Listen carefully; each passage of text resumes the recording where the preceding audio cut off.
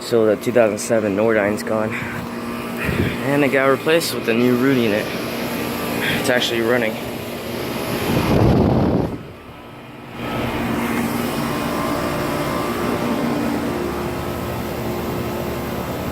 It's a 2018 2.5 ton. There's another one right there. I knew that Nordyne wouldn't last that long. Yeah, that's the new 2018 Ruud unit. So, thanks for watching.